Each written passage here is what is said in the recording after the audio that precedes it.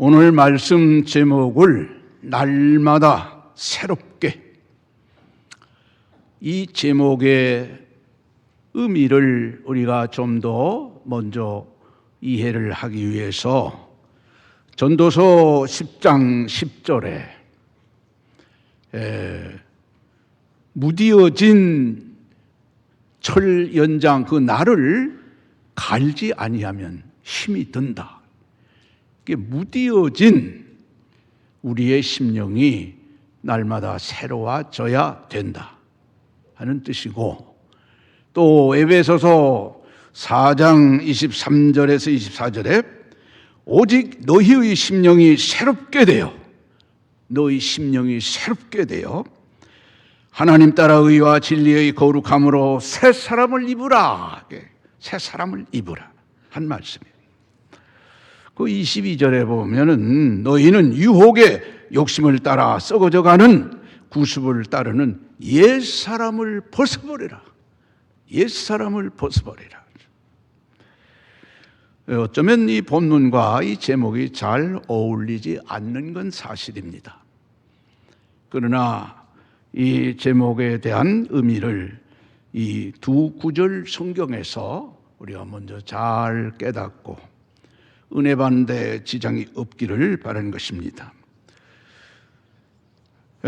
금년 벌써 한 달이 다 지나갔습니다. 여러분 연초에 어떤 다짐, 결심을 하셨는지요? 한 달 지난 지금은 어떻습니까? 오늘 본문 중심과 다른 곳에 있는 성경 한 열 몇 번을 제가 인용을 합니다.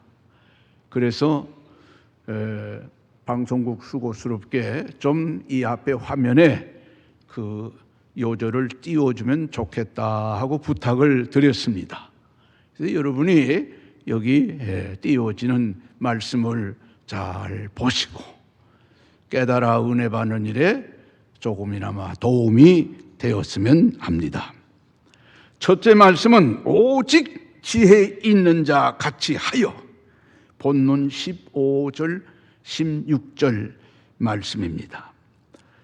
제가 시편 111장 10절에 있는 말씀을 참고해 보니까 지혜는 여호와 하나님을 경외하는 참된 예배에서 비롯되는 근본이다, 이렇게 설명하고 있습니다. 거기 말씀 보니 그의 계명을 지키는 자는 다 훌륭한 지각을 가진 자이다. 여호와 하나님을 잘 섬기는, 바로 섬기는 이것이 지혜의 근본이다, 이렇게 교훈합니다. 이제 이 본문에 지혜 있는 자가 되라 하는 말씀에서 첫 번째 여기 내용 보니까 자세히 주의하여 어떻게 행할지를 깊이 살피라, 이런 뜻을 가지고 있습니다. 우리들 신앙생활이나 우리의 일상생활에 우리 마음 생각이 좋은 쪽, 바르게, 또 반대로 안 좋은 쪽, 옳지 못한 곳에 머무를 때에 기쁨도 되고 근심도 된다 하는 겁니다.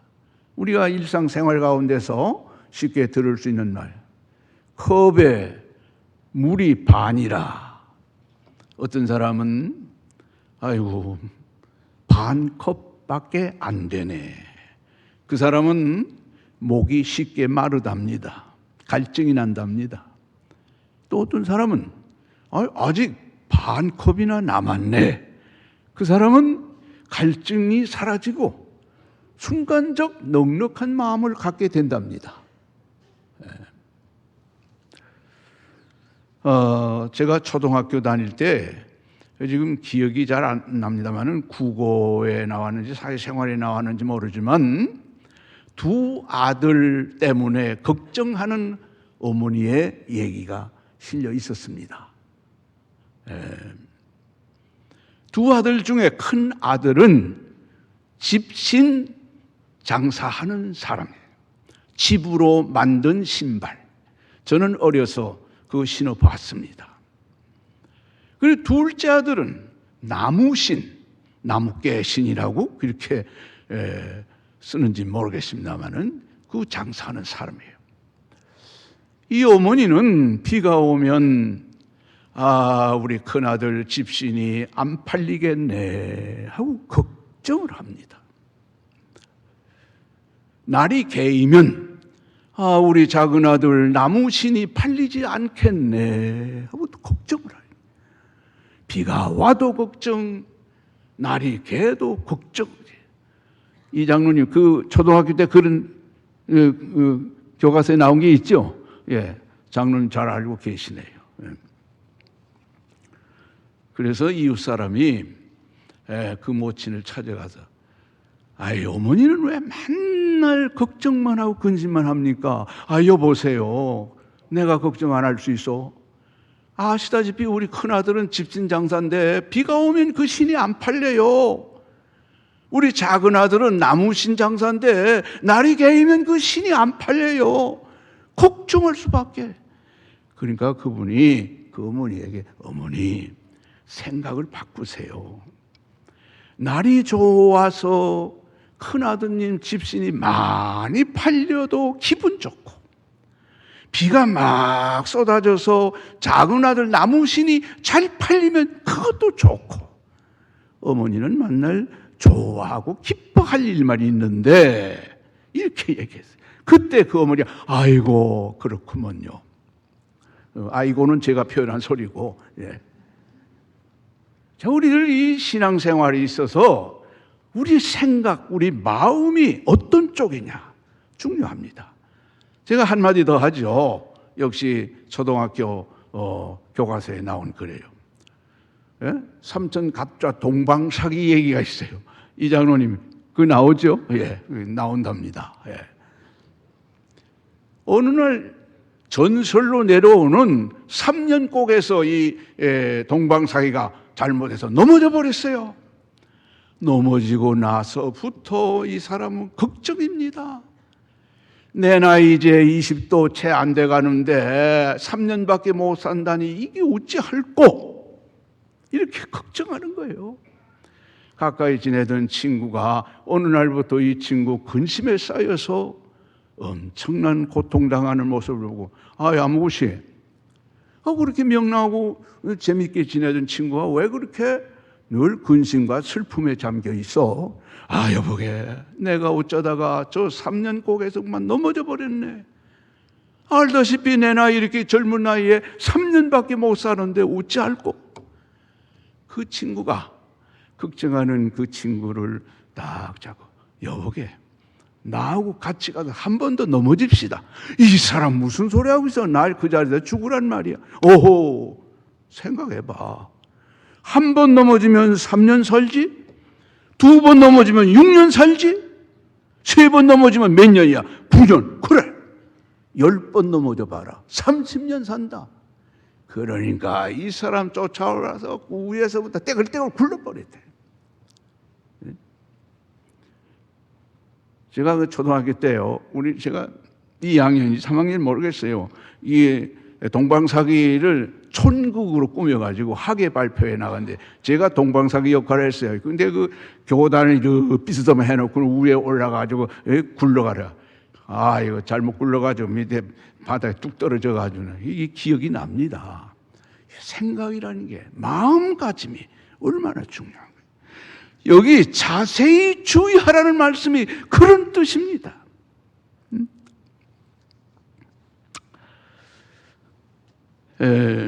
우리 그리스도인들이 우리 신앙생활하는 저나 여러분이나 지난 때에 옛날에 그전에 잘못 저지르고 실수하고 죄 지은 것 그걸 지금도 가끔 생각하면서 근심을 하고 걱정을 하고 그래요. 그건 아니죠. 그러면 십자가에 못 박혀 고난받아 보혈 흘려 우리의 모든 죄를 다 속량하신 우리 예수님의 은혜는 어디로 가고, 지난 때의 자기 실수 지은 죄를 가지고 되씹어서 근심하는, 이거는 예수님을 모독하는 불경건한 죄 짓는 일이에요. 그런 일이 있을 수 없죠. 기왕에 세상 얘기 토막토막해서 한 토막 더 얘기하겠습니다. 버스에 좀 나이가 많으신 모친이 자기 좀 무거운 보따리를 머리다 이고 비틀비틀 넘어질 것 같으면서 버스를 타고 갑니다. 옆에 있던 어느 분이, 아이고 모친, 그 보따리 내려놓으세요. 왜 그걸 이구서로 그렇게 비틀거리고 그러다 넘어지면 큰일 납니다. 아이고 여보세요, 제가 이 버스 탄 것도 고마운데 이 짐까지 내려놓으면 어찌 되겠습니까? 이 소리를 운전하시는 기사분이 알아듣고, 모친 내려놓으세요. 걱정하지 마세요. 이미 버스비 다 냈으니까 내려놔도 아무 관계 없습니다. 그러세요? 아이고 진작에 내려놓을 걸. 아니 왜 다 우리가 제사함받고 구원받은 하나님의 자녀요? 왜 내가 가진 보따리를 내 머리에다 이고는 걱정하고 힘들게 살아갑니까? 그러면 우리가 불신자와 뭐 다른 점이 있어요? 자세히 주의해서. 다음에 여기 말씀 보니까 세월을 아끼라 그래요. 주의하는 가운데 세월을 아끼라 그랬어요. 아시는 대로 이건 기회를 붙잡고 기회를 선용하라. 성경 한 곳 제가 알리겠습니다. 갈라디아서 6장 9절 10절. 우리가 선을 행하되 낙심하지 말지니 포기하지 아니하면 때가 되면 거두리라. 그러므로 우리는 기회 있는 대로 모든 사람 앞에서 좋은 일을 행하라. 그러면 우리 믿음의 가정들에게 서로 좋은 일을 행하라. 이걸 기회를 선용하는 지혜라, 그런 말이죠. 그 다음에 말씀 계속대로 때가 악하다 하는 말씀이 있어요. 왜 우리가 세월을 아껴야 되는가? 우리가 살고 있는 이 세상이 악하다. 물론 여러 가지로 설명할 수 있지만은 여기 때가 악하다고 하는 이 말씀의 의미는 마귀 사탄이 활동하는 세상이다. 세상 사람들은 잘 모르지만은 주 하나님 성경은 오늘 우리들은 항상 마귀와 영적 전쟁을 하는 입장입니다. 왜냐하면 이 마귀는 알지 모르게 올무를 만들어 놓습니다. 은폐시킵니다. 함정을 파서 은폐시켜요. 예수 믿는 사람이 그 올무에 걸리고 함정에 빠지기를 좋아하는 거예요. 이게 사탄이 주관하고 있는 현실 세상의 단면이에요. 그래서 우리가 살고 있는 이 세상이 악하다. 사탄이 활동하는 세상이다. 그래서 에베소서 6장 11절에 있는 말씀 보면 마귀의 관계를 능히 대적하기 위하여 하나님의 전신갑주를 입으라. 전신갑주가 뭐예요? 전쟁에 나가는 군인이 자기를 방어하고 적을 무찌르기 위해서 무장을 완전하게 갖추는 것, 이게 전신갑주. 우리는 하나님 말씀으로 단단히 무장해서 사탄이 활동하는 이 현실에서 이겨야 된다 이 말이에요. 1월달 구정이 며칠 지난 지 얼마 안 되기 때문에 제가 좀 한마디 얘기를 해봅니다. 이 구정 때요, 교회 다니는 우리 성도들 가운데는 엉뚱한 생각을 가지고 엉뚱한 일을 해요. 제가 어렸을 때 저희 동네에 구정 때 되면은요, 누구누구 할 것 없이 모이면 토종비결이라는 책을 갖다 놓고 너 생일 언제야? 너 몇 살이지? 어떻게 되지? 이렇게 맞춰보고는 너 참 안 좋네. 나는 어떠냐? 나는 좋다. 좋다는 사람은 기분 좋고 안 좋네 하는 것은 시무룩하니 안 좋고 응? 아무것도 아닌 것에 그 현혹되는 거예요. 구정에 슬그머니 점치러 가는 사람도 있고 뭐 어디 가서 뭘 어쩌고 응? 그렇게 하면 안 됩니다. 여러분이 구정이나 추석이나 이건 우리 민족의 고유 명절이에요. 우리 기독교와는 아무 관계가 없는 거예요. 혹이 어떤 사람들은 불신자가 제사 지내는 것처럼 우리는 예배 드리면 되지. 아니요, 비교하면 안 돼요. 우리는 하나님께 예배 드리는 경건한 것을 불신자들이 조상 숭배하는 것과 비교를 해서 우리가 예배 드림으로써 조상 숭배 안 해도 괜찮지? 그런 생각 가지면 안 됩니다.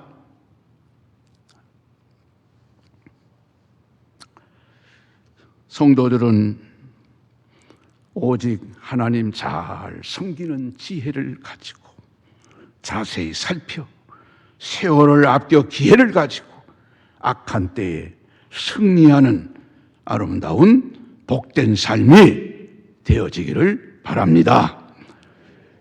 이것이 우리들이 날마다 새롭게 되는 삶의 한 단면이라는 거예요. 두 번째 말씀은 술 취하지 말고 성령 충만 받으라. 본문 17절에서 18절 말씀입니다. 거기 말씀 보니 주의 뜻이 무엇인지 이해하라, 깨달으라. 오직 주 예수님의 귀한 생명의 말씀을 적극적으로 확신하며 그 말씀 안에서 분명히 새로운 마음을 가지라. 그런 교훈입니다. 제가 성경 한 곳 소개합니다. 로마서 12장 2절 말씀. 너희는 이 세대를 본받지 말고 오직 마음을 새롭게 함으로 변화를 받아 하나님의 선하시고 기뻐하시고 온전하신 뜻이 무엇인지 분별하도록 하라. 이렇게 하면 어리석은 자가 되지 않고 참 지혜로운 자로서 바르게 살아갈 수 있다는 거죠. 그래서 술 취하지 말라. 아마 이 말씀을 기록하던 그때의 사회 배경이 술로서 사람들이 잘못되어지는 현상이 많았던 모양입니다.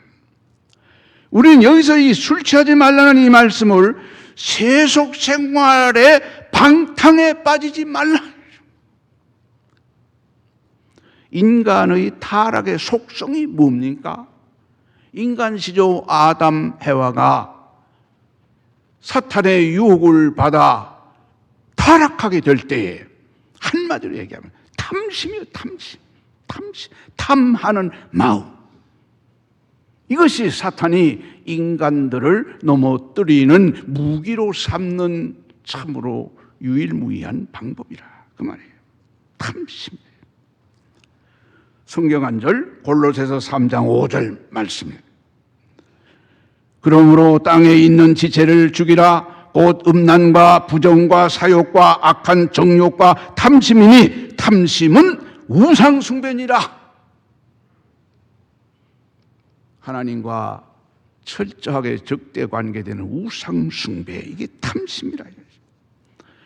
여러분 10계명에 6계명에 살인하지 말라, 그 다음에 간음하지 말라, 혹은 도둑질하지 말라, 이웃에 대해서 거짓 증거하지 말라, 이웃의 소유를 탐내지 말라. 이건 다 탐심에서 비롯되어지는 살인, 남의 아름다운 인격을 모독하는 행동이나 남의 가진 것을 빼앗으는 마음, 거짓말해서 남을 해치게 하는 마음, 남이 가진 거 다 내 것으로 삼겠다는 욕심.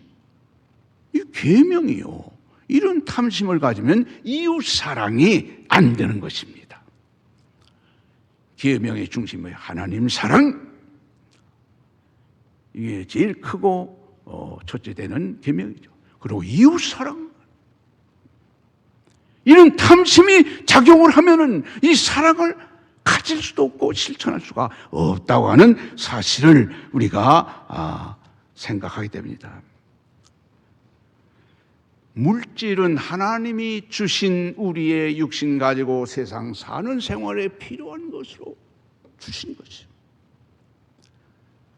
그래서 우리는 이 모든 물질을 잘 관리하는, 바르게 잘 사용하는 선한 청지기의 사명을 가져야 되는 거예요.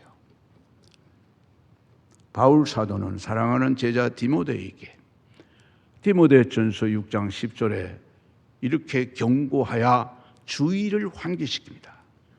돈을 사랑하는 것이 일만 악의 뿌리가 된다.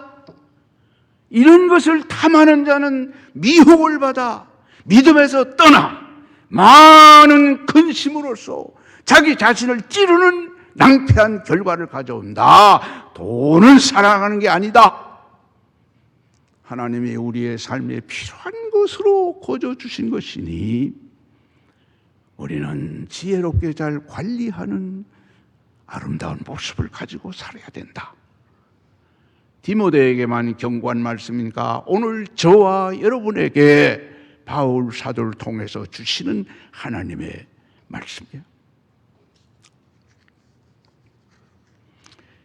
그래서 우리의 일상생활에 참 중요한 것, 여기 계속 말씀입니다. 오직 성령으로 충만하라. 성령으로 충만하라. 아마 세상에 사는 사람들 이 말씀이 뭔지 잘 모르지요. 그리고 돈으로 충만하라, 건강으로 충만하라, 인격, 명예로 충만하라, 이렇게 생각을 하겠죠. 근데 여기 오직 성령으로 충만하라 그랬어요. 성령을 우리가 충만하게 되는 데는 기도라고 그랬어요. 제가 말씀을 띄우지는 않았습니다만은 에베소 6장 18절에 항상 성령 안에서 기도하고 사도행전 8장 15절에 성령 받기를 기도하라. 기도가 성령 충만 받는 하나님이 주신 귀한 말씀이 옳습니다. 이제 이 성령에 대해서는 단회적이라는 표현을 하는 성령 받는 과정이 있습니다. 이건 신학 용어가 돼서 좀 죄송합니다만은 단회적이라고 합니다. 단 한 번, 일회성, 한 번으로 끝나는 그 성령 받는 거예요. 그게 뭐냐면 중생이라는 성령으로 인해서 우리가 거듭나는데 이게 두 번, 세 번, 네 번 거듭되는 게 아니란 얘기예요. 성령 세례 한 번이요, 한 번. 예수 그리스도를 나의 생명의 구주로 믿는 것 오직 한 번이에요. 두 번, 세 번 반복되는 게 아니에요. 이게 단회적 성령의 역사입니다.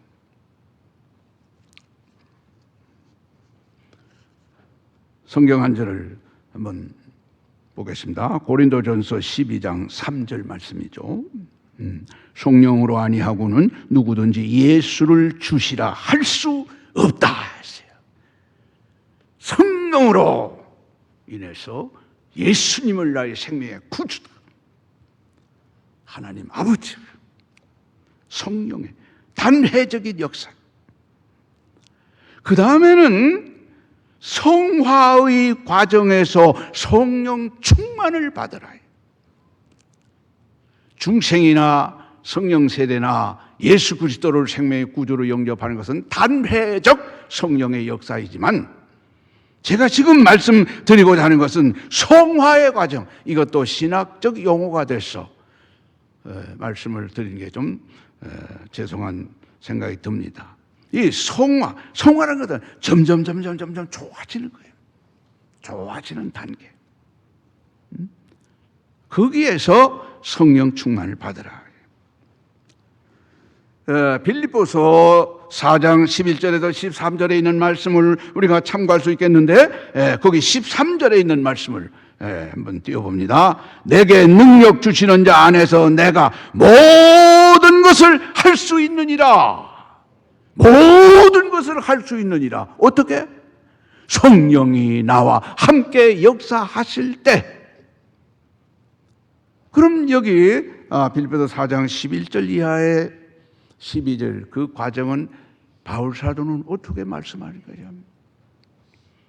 내가 자족하기를 배웠노라. 만족하다 이거예요.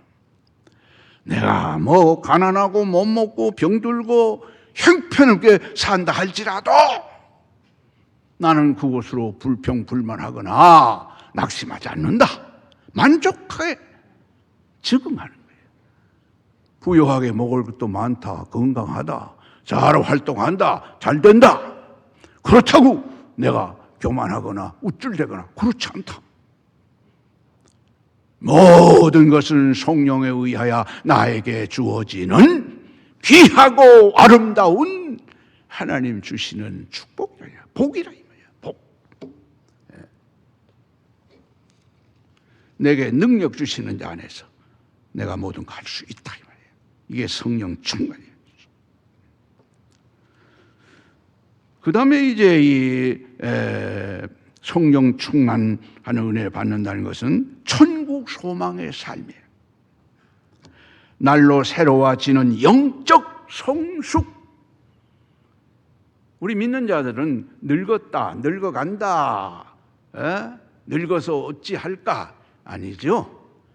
혹시 그런 표현은 뭐 할 수 있죠. 늙어가니까. 그러나 성경은 그렇게 말씀하지 않아요. 말씀을 띄워봅니다. 고린도후서 4장 16절에서 18절 말씀이에요. 좀 긴 말씀이에요. 부지런하게 읽을 수 있는 분은 한번 보고 읽어보세요. 거기 말씀에 우리의 속 사람은 날로 새로워지도다.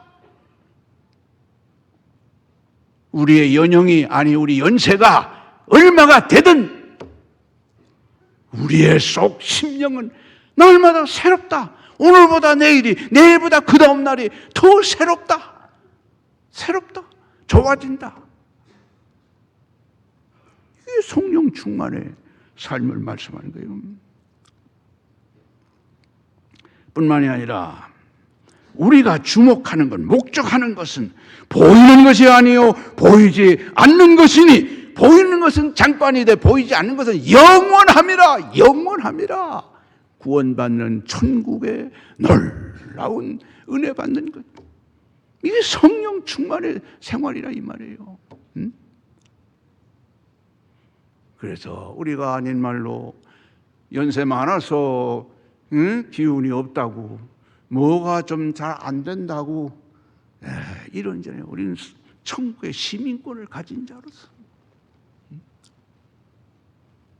담대하게 기쁨으로 소망 중에 산다 그 말이죠. 그래서 성령 충만은 곧 그리스도인의 날마다 새로워지는 성화의 과정이라 진행되는 섭리 과정이라. 그러므로 우리는 눈앞에 보여지는 현실에 급급하지 말고 쩔쩔매지 말고 주저하지 말고 날마다 깊이 생각하는 지혜를 가져. 멀리 보는 지혜를 가져. 산골짜기에 물 한 방울이 또 흐르고 흘러서 골짜기에 물이 돼. 이 물이 바다를 목적해서 흘러가는데 그냥 훌쩍 날려서 바다로 갑니까? 아니요. 흐르고 내리다 보면은 웅덩이가 돼요. 그러면 어떻게 해요?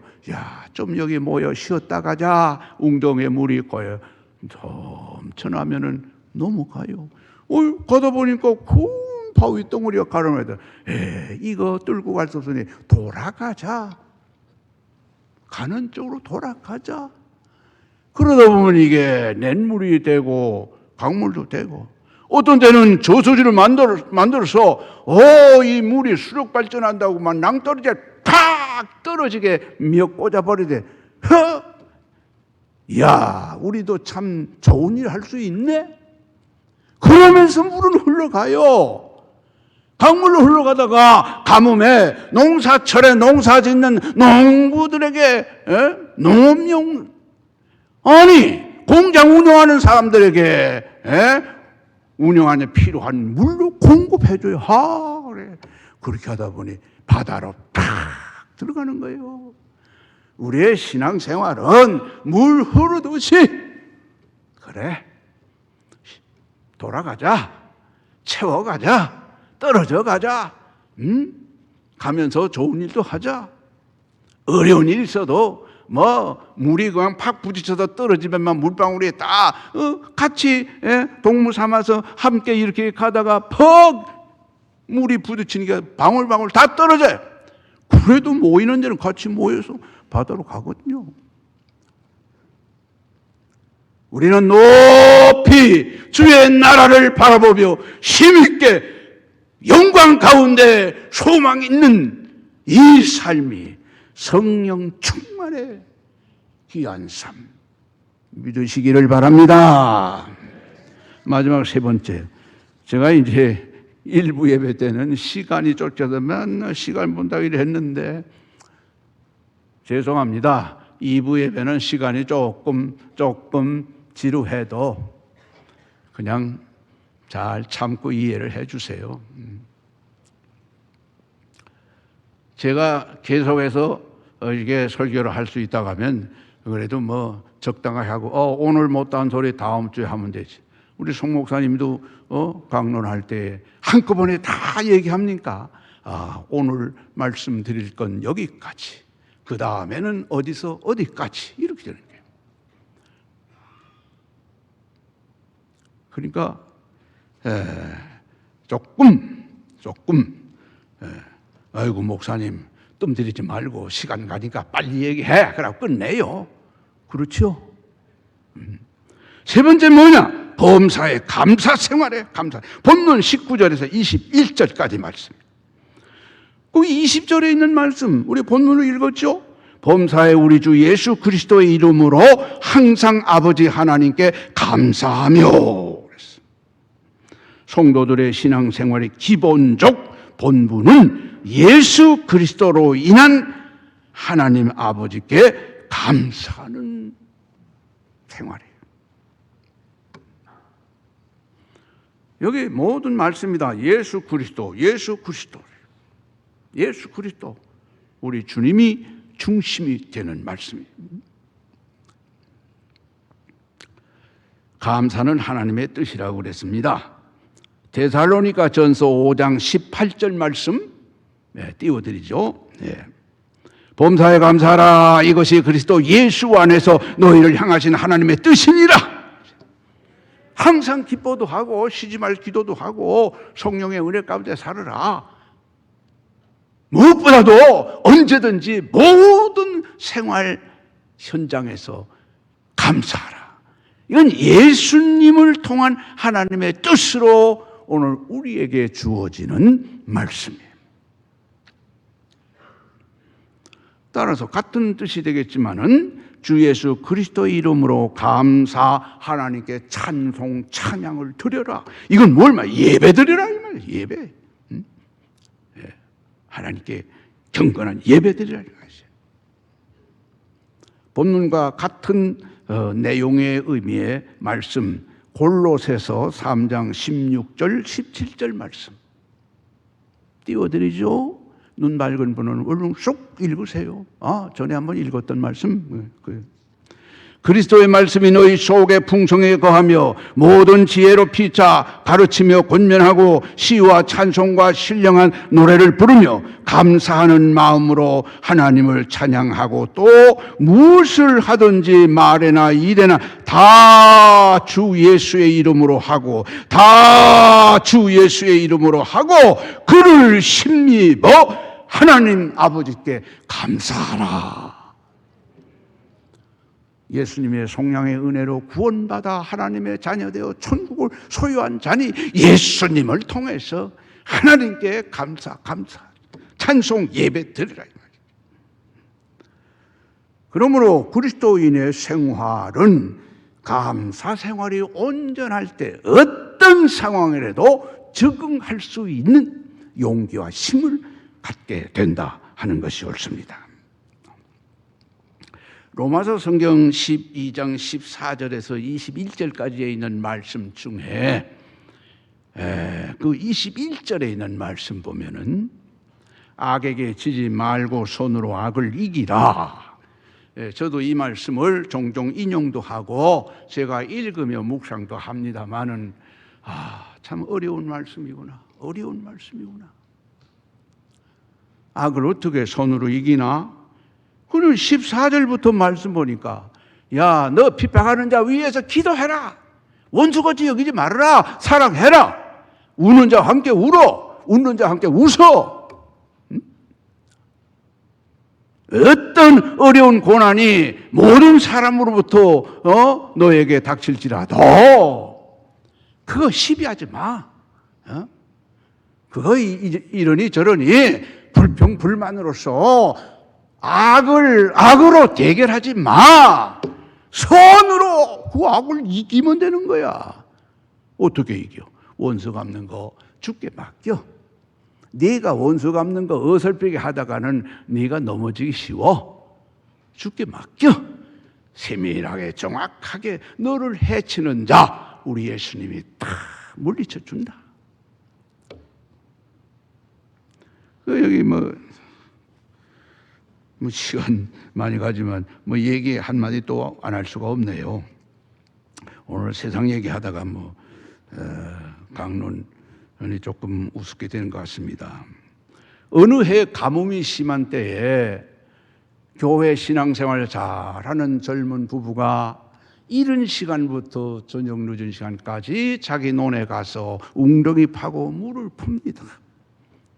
아침에는 다 논바닥이 말렸지만은 저녁에는 그래도 땀 흘려 수고한 대로 물이 구둑하게 이 부부는 기쁜 마음으로 하나님께 감사하고 집으로 가요. 근데 그 이튿날 일찍이 와서 보니까 자기 논에 물은 하나도 없고 옆에 사람 논에 물이 구둑하게 이상하네. 그래도 그거 시비 생각 안 하고 또 열심히 물 펐습니다. 그득히 찬 후에 늦은 시간에 집에 갑니다. 또 이튿날 와보면 오늘도 우리 논에 물은 하나도 없고 이 집 논에 물이 가득하네. 어찌 됐나?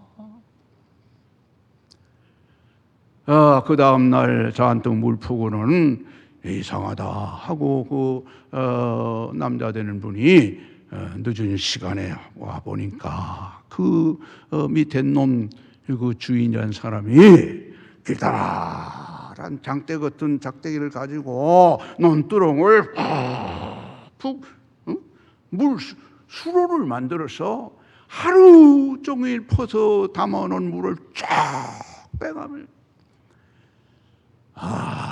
이 청년 이 사람 이리 짧고 말이지. 그래도 아무 소리 안 하고 하나님 감사합니다. 집에 돌아갔어요.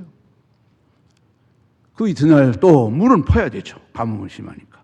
자기 아내하고 와서 물을 이제 다시 풀려고 하는데 이 남자분이 남편 되는 얘기는 여보 오늘은 우리 논에 물 푸지 말고 이쪽 집 논에다 우리 물 풉시다. 예? 우리 논에 물 퍼도 그 물은 자연스럽게 이 집 논으로 가도록 돼 있는데 두 번 고생해. 이 집에다 물 퍼. 이 집 논에다. 그래요. 그래서 자기 논두렁에 가만히 덮어서 물 푸던 흔적을 이쪽으로 옮겨가지고 열심히 물을 퍼서 가득 물을 채워주고 자기 논을 메말렸지만은 그래도 툭툭 털고 집으로 가요. 물도둑놈이 그날 저녁에도 슬슬 와보니 이 어찌 된 일이야? 이 집 논에 배딱 마르고 제 논에 보니까 물이 구둑하거든? 이거 왜 이래?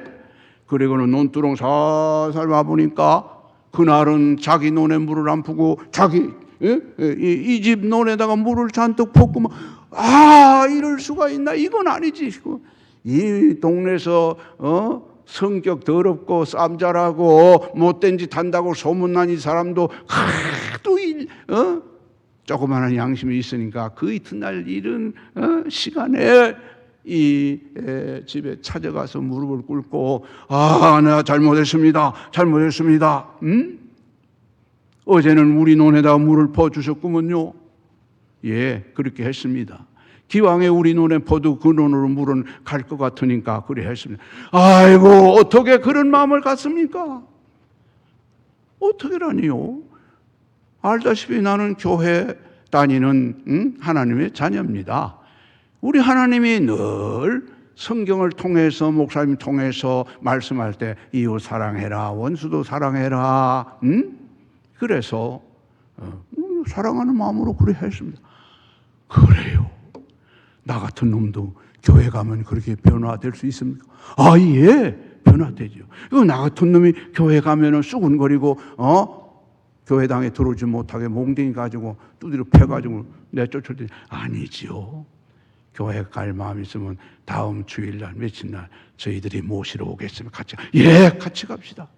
그래도 그 집 식구 모두 형제들 다 한 부대를 만들어 가지고 교회당에 갔어요.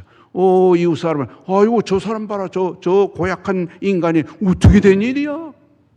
여차여차해서 목사님께 말씀드리고 이 사실을 얘기한 지 온 동네가 참 믿음 좋은 그 부부. 그 사람이 회개하고는 저 일가 친척까지 다 회개시키고 교회가 숫자적으로 부흥이 됩니다. 또 망나니 같은 인간이 좋은 착한 사람이 되고 보니까 동네가 평화롭습니다. 여러분, 이 악에게 지지 말고 악을 손으로 갚으라 하는데 이게 될 소리입니까? 저는 목사라도 이 말씀 읽을 때마다 아이고 하나님 어렵습니다. 우리가 어렵지만은 그저 흉이라도 내는 그런 성령의 은혜 안에서 생활을 해야 안 되겠습니까?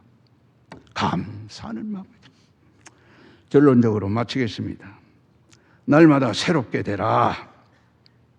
새롭게 되려면 어떻게?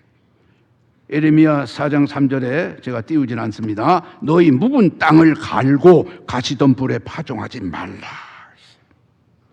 야고보서 2장 26절 말씀 보니까 영혼 없는 몸이 죽은 것 같이 행함이 없는 믿음은 죽은 것이라. 이 말씀 어떻게 여러분은 깨닫습니까? 예, 말씀드리죠. 나무 뿌리는 믿음입니다.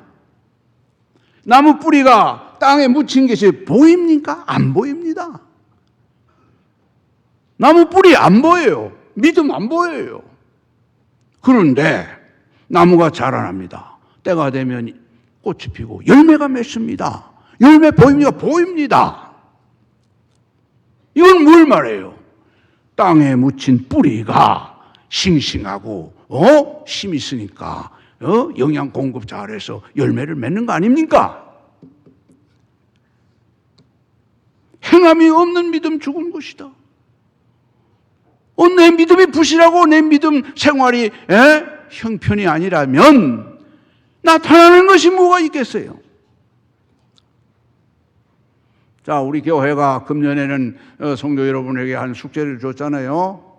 매일 아니면 한 주간에도 감사할 일이 뭔가. 참 일기장 쓰다시피 해서 감사의 조건 찾아서 신앙생활하고 상당히 큰 힘이 될 거예요.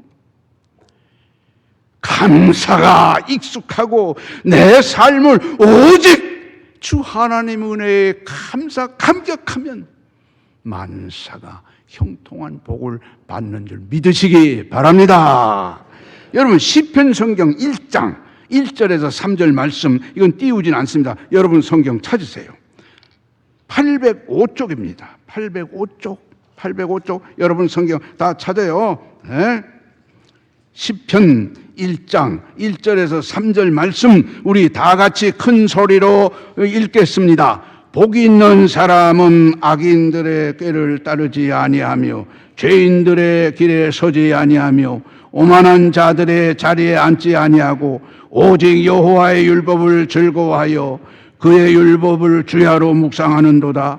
그는 시냇가에 심은 나무가 철을 따라 열매를 맺으며 그 잎사귀가 마르지 아니함 같으니 그가 하는 모든 일이 다 형통하리로다. 아멘.